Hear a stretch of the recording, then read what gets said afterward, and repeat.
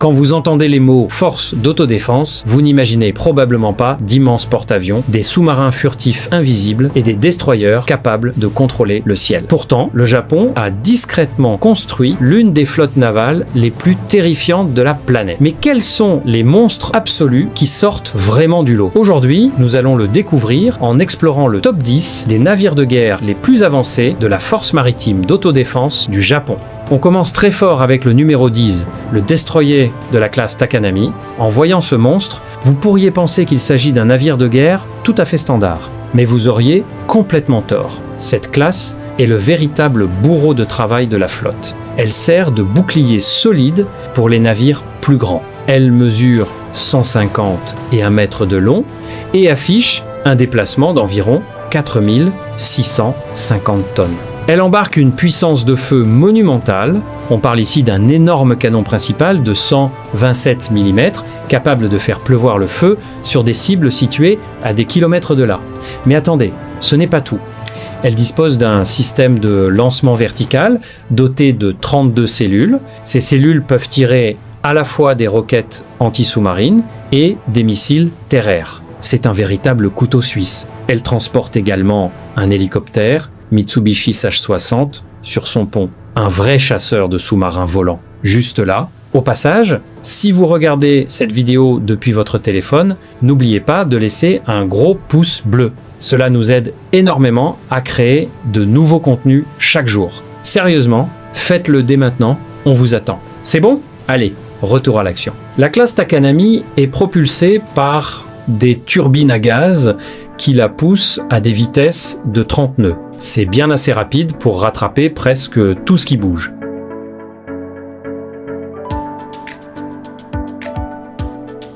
En parlant de furtivité, nous quittons la surface pour plonger dans les profondeurs pour le numéro 9. Dites bonjour au sous-marin de la classe Soryu. C'est pas un sous-marin ordinaire, c'est un fantôme silencieux qui hante les eaux profondes. Les sous-marins sont les armes furtives par excellence, mais celui-ci pousse le concept à un tout autre niveau. Pourquoi? Parce que il a été l'un des tout premiers au monde à utiliser un système de propulsion indépendant de l'air. Cela signifie qu'il peut rester immergé pendant des semaines d'affilée sans avoir besoin de remonter à la surface pour respirer. Imaginez-vous en train de chercher une aiguille dans une botte de foin géante, sauf que l'aiguille peut se déplacer et possède des torpilles. La classe Soryu mesure 4,24 mètres de long et déplace environ 4200 tonnes lorsqu'elle est immergée. C'est une quantité massive d'acier à cacher sous l'eau et pourtant elle glisse dans l'océan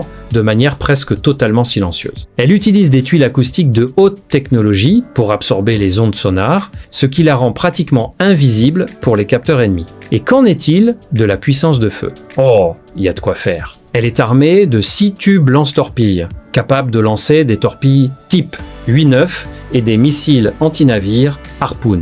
Elle peut surprendre une flotte entière et la détruire avant même que quiconque ne sache qu'elle est là. Mais voici un fait complètement fou pour vous. Ce sous-marin est également équipé d'un système de combat automatisé ultra avancé qui aide l'équipage à prendre des décisions en quelques secondes. C'est ce qu'on appelle avoir un super calculateur à ses côtés dans un combat. Cela en fait un cauchemar pour quiconque tente de contrôler les mers.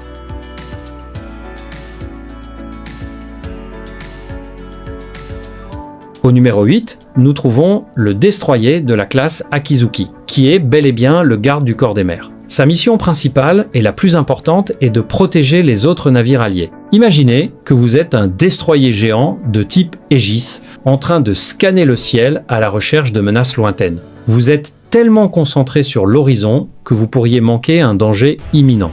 C'est là que la classe Akizuki intervient. Elle agit comme un bouclier contre les attaques aériennes et sous-marines pour que les plus gros navires puissent faire leur travail. Elle mesure 150 mètres de long et possède un déplacement de 5000 tonnes. Ce qui la rend incroyablement avancée, c'est son système de combat intégré et son radar spécial à double bande. Ce système peut suivre plusieurs cibles entrantes en même temps et guider les armes pour les détruire. Elle est armée de 32 cellules de lancement vertical qui transportent des missiles Evolved Sea Sparrow pour la défense aérienne. Elle est également équipée d'un canon de 127 mm et de torpilles anti-sous-marines lourdes. Si un ennemi pense pouvoir faire passer un missile supersonique devant cette bête, il va passer un sale quart d'heure. En parlant de passer un bon moment, vous êtes-vous déjà abonné à la chaîne? Si vous voulez voir chaque jour des vidéos ultra détaillées sur la technologie militaire la plus avancée de la planète, alors cliquez sur ce bouton d'abonnement dès maintenant et activez les notifications pour ne jamais manquer un épisode. Cela aide vraiment notre jeune chaîne à grandir et on vous réserve des contenus assez incroyables. Maintenant, retour à notre garde du corps. La classe Akizuki n'est pas seulement un bouclier, elle est aussi ultra réactive. Elle peut atteindre des vitesses de 30 nœuds grâce à ses 4 énormes moteurs à turbine à gaz. Elle est toujours prête à passer à l'action au quart de tour.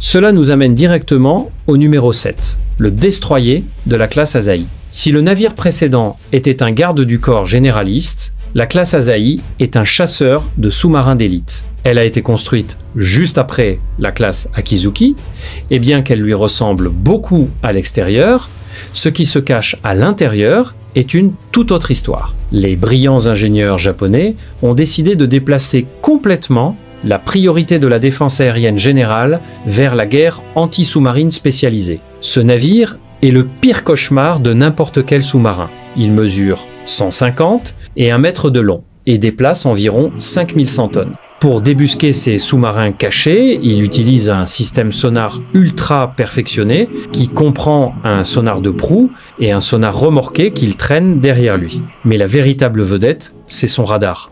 La classe Asahi est le premier navire de guerre de la flotte à utiliser un système de radar à double bande capable de repérer des périscopes sortant de l'eau à des kilomètres de distance. Imaginez que vous essayez de vous cacher sous l'eau et qu'un navire géant repère votre minuscule tuba. Il est armé de 16 cellules de lancement verticales pour les roquettes anti-sous-marines et les missiles de défense aérienne. Il dispose également de 2 tubes lance-torpilles triples pour le combat rapproché et d'un canon principal de 127 mm. Côté vitesse, il utilise un système de propulsion avancé qui combine des turbines à gaz et des moteurs électriques. Cela le rend incroyablement silencieux pendant la chasse, de sorte que les sous-marins ne le voient pas venir. C'est fondamentalement un ninja de l'océan, silencieux et high-tech. Il peut atteindre des vitesses de 30 nœuds et dispose d'un hélicoptère à l'arrière pour chasser depuis les airs.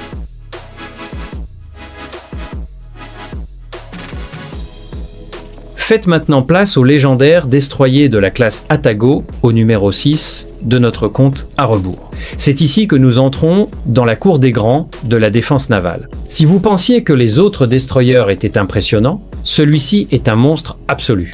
Il affiche un déplacement d'environ 7700 tonnes et mesure 165 mètres de long. C'est beaucoup plus grand que les navires que nous avons vus jusqu'à présent. La clé de la puissance de la classe Atago réside dans le légendaire système de combat Aegis. Ce système, c'est comme avoir un cerveau ultra évolué qui contrôle l'intégralité du navire. Son énorme radar peut suivre plus de 100 cibles en même temps à des centaines de kilomètres de distance. Il peut même suivre et intercepter des missiles balistiques dans la haute atmosphère. On parle carrément de l'espace, les amis, ce qui est tout simplement hallucinant quand on y pense. Pour ce faire, la classe Atago est équipée de 96 cellules de lancement vertical. C'est une quantité massive de missiles prêts à être tirés en quelques secondes. Elle peut lancer des missiles SM-3 pour abattre les missiles balistiques entrants ou des missiles SM-2 pour la défense aérienne classique. Elle dispose également d'un canon principal de 127 mm et de missiles anti-navires type 9-0 pour s'occuper des cibles de surface. Mais il ne s'agit pas seulement de puissance brute, c'est aussi une question de commandement. La classe Atago a été conçue avec des installations spéciales pour agir comme navire de commandement pour toute une flotte. C'est en quelque sorte le meneur de jeu de l'équipe navale qui dicte les tactiques et dirige la défense. Elle possède 4 turbines à gaz qui peuvent pousser cette énorme forteresse à des vitesses supérieures à 30 nœuds. Imaginez un engin de cette taille se déplacer aussi vite.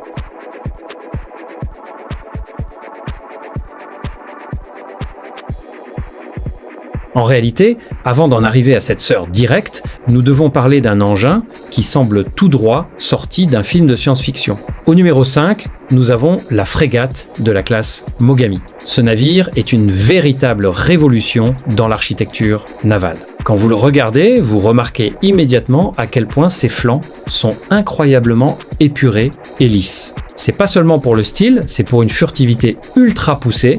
Chaque angle de la coque est conçu pour faire rebondir les ondes radar ennemies, ce qui donne à ce navire de 133 mètres de long l'apparence d'un minuscule bateau de pêche sur les écrans adverses. Il a un déplacement d'environ 3900 tonnes, mais il a la puissance de frappe d'un bâtiment 2 fois plus grand. Le plus bluffant se trouve cependant à l'intérieur, et plus précisément dans le centre d'information de combat. Au lieu de la pièce sombre typique, avec des écrans plats, la classe Mogami dispose d'une pièce circulaire, avec un mur géant d'écran vidéo à 360 degrés. Elle utilise la réalité augmentée pour montrer à l'équipage exactement ce qui se passe autour du navire en temps réel. C'est comme être à l'intérieur d'un jeu vidéo géant où l'on peut voir à travers les parois du navire. C'est pas complètement fou ça. Ce centre de commandement high-tech permet au navire de fonctionner avec un équipage minuscule de seulement 4, 20, 10 personnes. C'est environ la moitié de l'équipage d'un navire de guerre normal de cette taille. Elle est armée d'un canon de 127 mm, de 16 cellules de lancement vertical et de missiles anti-navires type 1-7. Elle peut également effectuer des opérations de guerre des mines, ce qui est très inhabituel pour une frégate furtive. Elle est rapide aussi, atteignant des vitesses de plus de 30 nœuds. L'incroyable classe Mogami représente l'avenir de la flotte, prouvant que la taille ne fait pas tout quand on dispose d'une technologie inégalée. Au numéro 4, nous avons le destroyer de la classe Maya, qui est l'évolution ultime de la flotte Aegis du Japon. Si vous pensiez que la classe Atago était impressionnante, la classe Maya pousse tous les curseurs au maximum.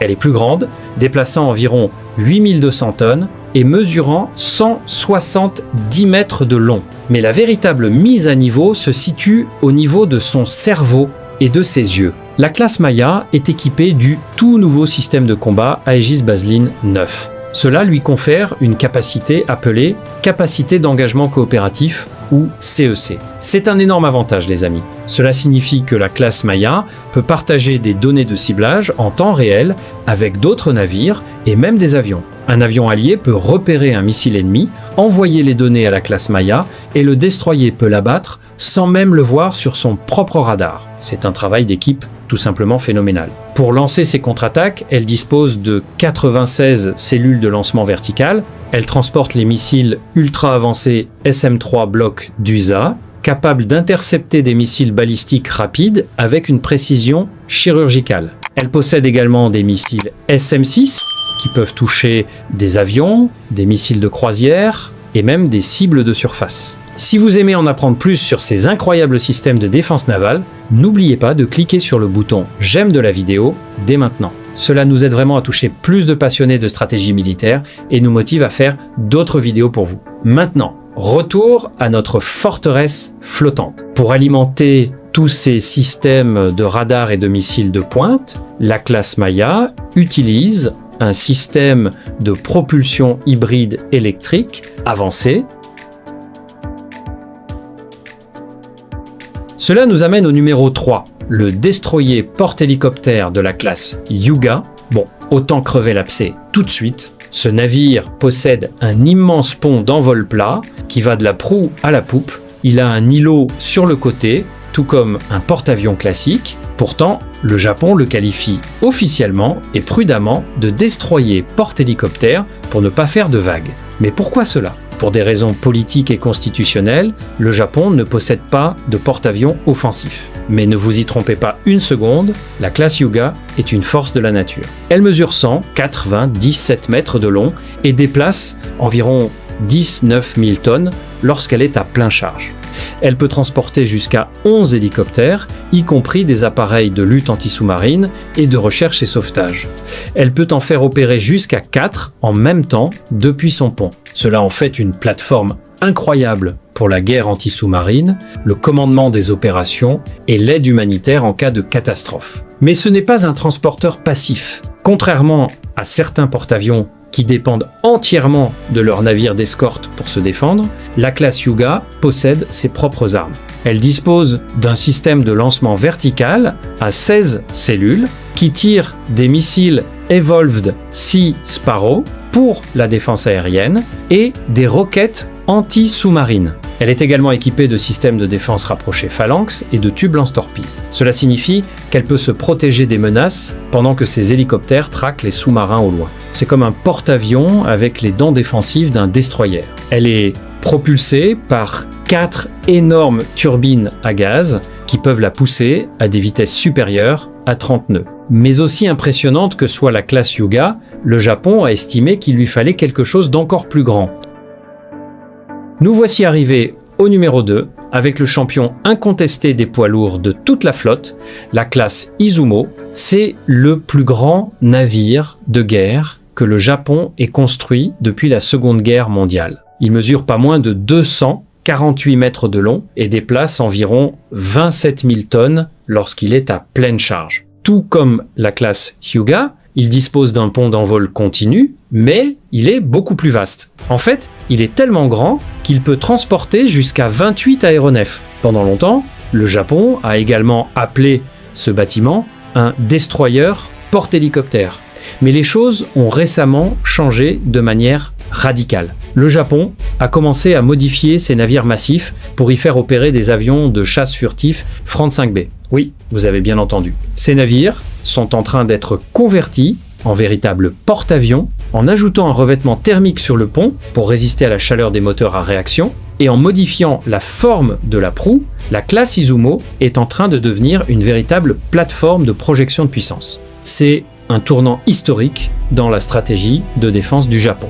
Cela leur permet de lancer des chasseurs furtifs avancés loin des bases terrestres pour défendre leur territoire. Même sans les jets, la classe Izumo est un navire de commandement hautement performant, une plateforme de recherche et sauvetage et un redoutable chasseur de sous-marins. Il est propulsé par 4 moteurs à turbine, à gaz, qui peuvent facilement le pousser à des vitesses de 30 nœuds. C'est un symbole incroyable de la puissance navale et du génie technique du Japon moderne. Mais voici le coup de théâtre final.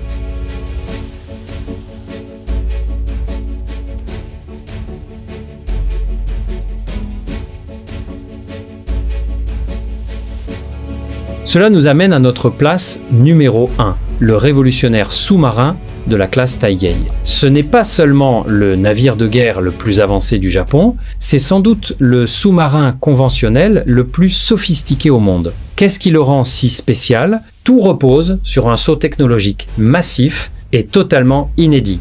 Nous parlons ici des batteries au lithium-ion. Alors que tous les autres sous-marins diesel, électriques du monde, utilisent des batteries au plomb acide plus anciennes ou des systèmes complexes de propulsion indépendants de l'air, la classe Taigei est la première à s'appuyer entièrement sur la technologie du lithium-ion. Pensez à la batterie de votre smartphone, mais redimensionnée pour alimenter un gigantesque navire de guerre de 3000 tonnes. Cela donne au sous-marin une endurance sous-marine incroyable et lui permet de naviguer à grande vitesse pendant des périodes beaucoup plus longues que n'importe quel autre sous-marin conventionnel. Plus important encore, cela rend le bâtiment presque totalement silencieux. Il n'a pas les pièces mobiles d'un système de propulsion indépendant de l'air, ce qui signifie que le bruit mécanique est égal à 0 lorsqu'il fonctionne sur batterie. C'est un véritable et terrifiant fantôme des profondeurs.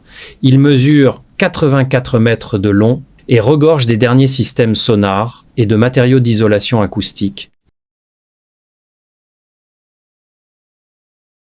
Et voilà les amis, c'était les 10 meilleurs navires de guerre de la force maritime d'autodéfense du Japon.